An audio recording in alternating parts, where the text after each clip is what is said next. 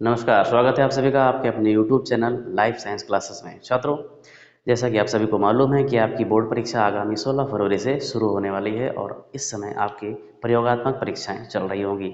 आपके पास समय बहुत कम है, लेकिन पढ़ना बहुत ज़्यादा है, आपका सिलेबस बहुत ज़्यादा है। ठीक है, ये वीडियो उन छात्रों के लिए है जो इस बार क्लास 12th में हैं और बोर्ड परीक्षा में सम्मिलित होने जा रहे हैं। तो सबसे पहले हम बात करेंगे जीव विज्ञान विषय के प्रश्न पत्र के बारे में कि किस प्रकार के प्रश्न पत्र आएंगे, कौन सा क्वेश्चन कितने नंबर का होगा, पूछा जाएगा बोर्ड परीक्षा में। तो सबसे पहले हम देखते हैं कि उनका प्रश्न पत्र किस प्रकार से आएगा। जो जीव विज्ञान का प्रश्न पत्र है वो 5 सेक्शन में डिवाइड होता है। बहुविकल्पीय प्रश्न, निश्चित उत्तरीय, अति लघु उत्तरीय, लघु उत्तरीय और विस्तृत उत्तरीय। ठीक है, सबके अंक आपके प्रश्न पत्र में लिखे होंगे। देखिए, जो बहुविकल्पीय सेक्शन होगा इसमें 4 प्रश्न पूछे जाएंगे और प्रत्येक 1 नंबर का होगा। ठीक है, यानी 4 नंबर के क्वेश्चन बहुविकल्पीय पूछे जाएंगे। निश्चित उत्तरीय, इसमें 5 क्वेश्चन पूछे जाएंगे और प्रत्येक क्वेश्चन जो होगा वो 1 नंबर का होगा, यानी इससे आपको 5 नंबर मिल सकते हैं। अति लघु उत्तरीय प्रश्न, ये भी 5 प्रश्न ही पूछे जाएंगे, लेकिन ये 2 नंबर के होंगे, यानी कि इस सेक्शन से आपको 10 नंबर मिलेंगे।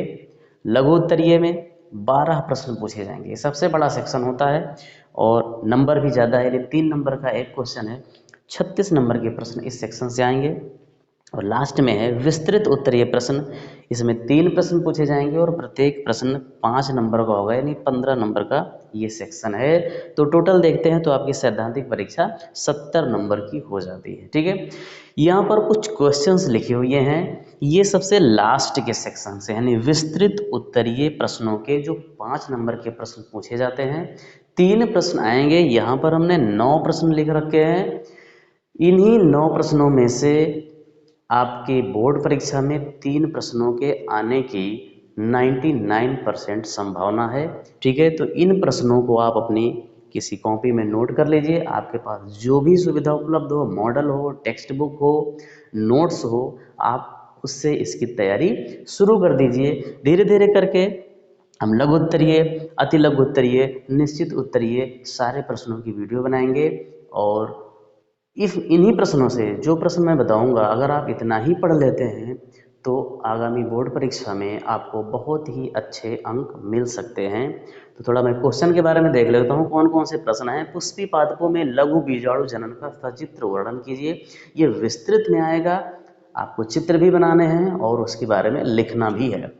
आवृतबीजी पौधों में पाए जाने वाले विभिन्न प्रकार के भ्रूणपोष का वर्णन कीजिए, यानी भ्रूणपोष के बारे में बताना है, कितने प्रकार के होते हैं ये बताना है, उनका चित्र भी बनाना है। ठीक है, मनुष्य के नर जनन तंत्र का वर्णन कीजिए, यानी सचित्र वर्णन करना है, इसमें भी चित्र भी बनाना है नर जनन तंत्र का और उसके बारे में, उसके पार्ट्स के बारे में लिखने हैं। ठीक है, ये जो 3 क्वेश्चंस हैं, इन 3 क्वेश्चंस की हमने वीडियो भी बनाई है, जिसका लिंक मैं डिस्क्रिप्शन में दे दूंगा। अगर आप लोग इसके पहले नहीं देखे हैं तो डिस्क्रिप्शन में जा करके आप देख सकते हैं। अगला प्रश्न है मेंडल के नियमों की व्याख्या कीजिए। देखिए, अगर मेंडल के नियमों की व्याख्या कीजिए ऐसा प्रश्न आता है तो आपको मेंडल के तीनों नियम लिखने होंगे। और अगर इसमें से कोई भी एक नियम पूछ लेता है, जैसे पूछ लिया स्वतंत्र अपविभन के नियम की व्याख्या कीजिए या स्वतंत्र अपविभन के नियम को उदाहरण सहित समझाइए, तो आप सिर्फ स्वतंत्र अपविभन लिखेंगे, बाकी दोनों नियम नहीं लिखेंगे, क्योंकि आपके पास टाइम बहुत ही कम होगा वहाँ पे। अगला है डीएनए एक अनुवांशिक पदार्थ है, हर्षे व चेस के प्रयोग द्वारा समझाइए। ये क्वेश्चन बहुत ही इंपॉर्टेंट है, जो कि इस बार की परीक्षा में 100% आएगा, हर्षे और चेस का प्रयोग। ठीक है, प्रोटीन संश्लेषण की क्रिया की व्याख्या कीजिए। ठीक है, प्रोटीन संश्लेषण यानी ट्रांसक्रिप्शन, ट्रांसलेशन दोनों आपको लिखने पड़ेंगे। ठीक है, आनुवांशिक अभियांत्रिकी के प्रकरणों का सचित्र वर्णन कीजिए, यानी कि जेनेटिक इंजीनियरिंग किस प्रकार से हम एक रिकॉम्बिनेंट डीएनए बनाते हैं और उस डीएनए को बैक्टीरिया या किसी अन्य होस्ट सेल में भेज करके उनसे हम प्रोडक्ट प्राप्त करते हैं। तो जो भी प्रोसेस है वो उसको इसमें लिखना पड़ेगा। ये क्वेश्चन ऐसा भी पूछा जा सकता है कि रिकॉम्बिनेंट डीएनए टेक्नोलॉजी क्या है। ठीक है, पुनर्योगज डीएनए तकनीकी, दोनों क्वेश्चन सेम है, आपको वही उत्तर लिखने होंगे।